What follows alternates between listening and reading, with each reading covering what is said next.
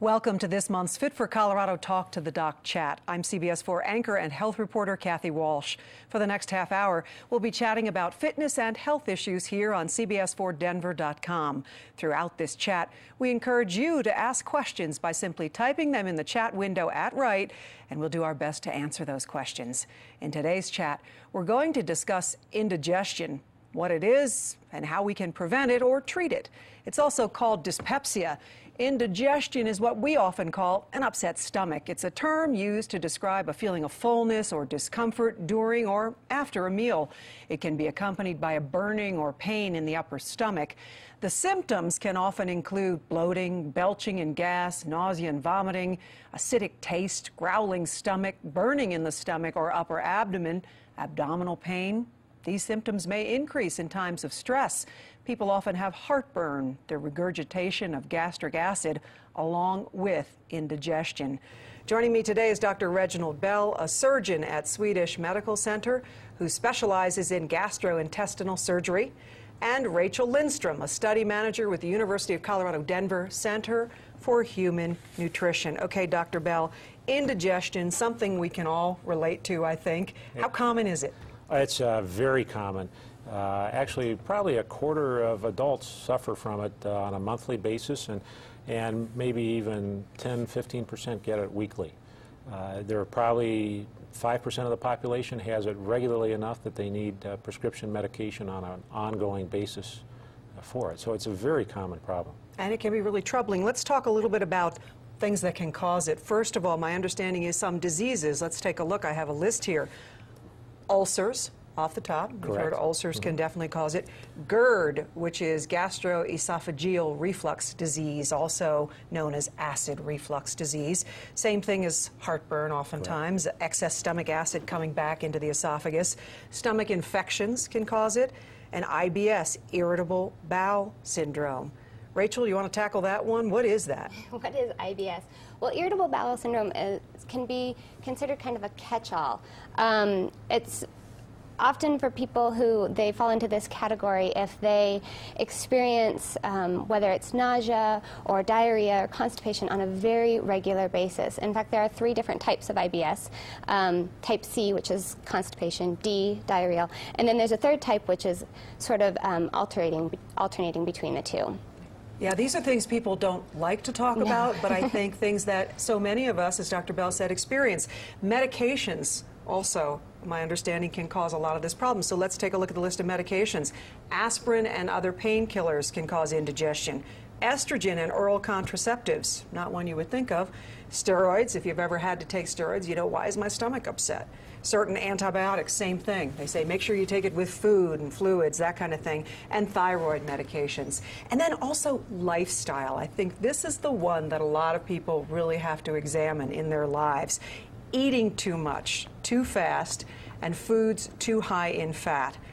Too much alcohol, cigarette smoking, stress, and fatigue. Would you agree that all those things, whether it be one or a combination of those, can cause the problem of indigestion? Oh, absolutely. Absolutely, and I think we're seeing it more and more commonly, partly because as a country we're getting heavier. And there's a very clear correlation between weight loss and resolution of many of these symptoms. So one of the first things to look at is not only lifestyle in terms of what you're eating, but how heavy you are, and what you can do to modify your diet to help not only eat more healthily in terms of aggravating factors, but also to lose weight, which will decrease these symptoms also. So if you lose weight, you can stop the problem? Many people do. Absolutely. And Rachel, what do you tell people? I mean, I know that it's nutrition, nutrition, nutrition, but people don't want to think that. They want to have a pill that takes care of a problem. Right. But the nice part is you can do just small changes for a healthy lifestyle. We encourage people to walk a few more steps a day. If they can get 2,000 steps more per day, that can add up and lead to weight loss. Eating a few less calories a day, using a smaller plate instead of a larger plate, and making sure that you put the food on your plate in the kitchen and then bring it to the table and eat it, so that you have to think more about, am I full now? Do I really need to get up and walk over and get more food instead of just bringing it to the table and having it there? A lot of times it's behavior modification, it seems, is it? I think so. Yeah. You know, most people don't realize if you eat 30 calories more a day, which is a couple of teaspoons of sugar, more than your body needs, in 30 years you'll gain 100 pounds. Huh. If you have a cookie a day, 100 calories a day, in 10 years you'll gain 100 pounds. So it's a very fine balance, and most of the time our body auto-regulates that. But in a society where we're presented with a huge portion when we go out for lunch, we think, oh, that's okay to eat. And so I think the first things are absolutely some behavioral modification to help moderate our dietary intake. You have to learn to say no when they say supersize it, huh? Yes. Mm-hmm. Yeah, absolutely. Does it mean cutting out certain things entirely? I don't think so. I think cutting out things entirely sets people up to overdo it the next time it's in front of them. So just really being careful to be in moderation. And a lot of people need support. They can't just, they have the intention of living a healthier lifestyle, but they need a little bit extra support from either friends or family. And that's something, America on the Move actually just launched a new website with an online health-oriented community so that people can interact who are all trying to live healthier lifestyles, get feedback, get recipes. Everyone can log their steps and see that they're walking more and eating a little less and eating more fruits and vegetables, things like that. Yeah. There are, for people that have indigestion, there are certainly some things that lifestyle modification will help decrease that amount or diet modification will help decrease the amount of chocolate, red wine, spicy foods, and most people kind of figure this out on their own. But those things are known to increase sensitivity of the esophagus to reflux, or to actually loosen up the valve at the lower end of the stomach, so that people are more prone to get reflux and acid heartburn. Chocolate?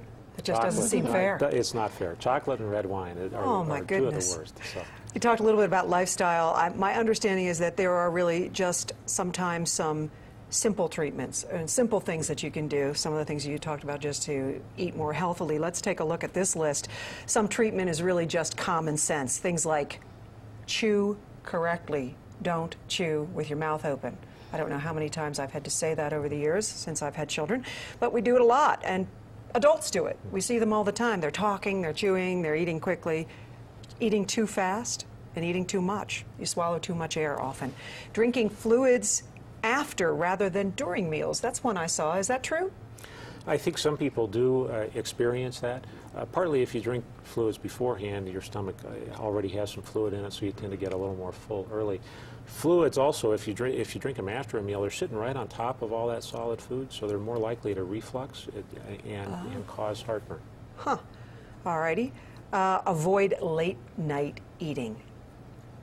It makes sense to me that that would prevent those kinds of problems, but also, you know, just weight gain. I would think you would want to stop eating. Is there a certain cutoff time you should give yourself? I've heard 6 p.m. Yeah, you know, there are, in terms of patients who have reflux, there are actually a couple of different kinds of reflux. Some people reflux only when they're upright, and there are other people that reflux quite a bit when they're lying down. So some people have reflux. They could eat a meal at 11 o'clock at night and go to bed and not have any heartburn at all. But many people, they do get reflux at night, and so giving the stomach time to empty beforehand is really important. And for the most part, we think 4 hours is generally a pretty good time frame. Say after you've had your meal, don't think about going to bed before 4 hours are up. There are also some other lifestyle modifications in terms of sleeping with a few more pillows under your back and head.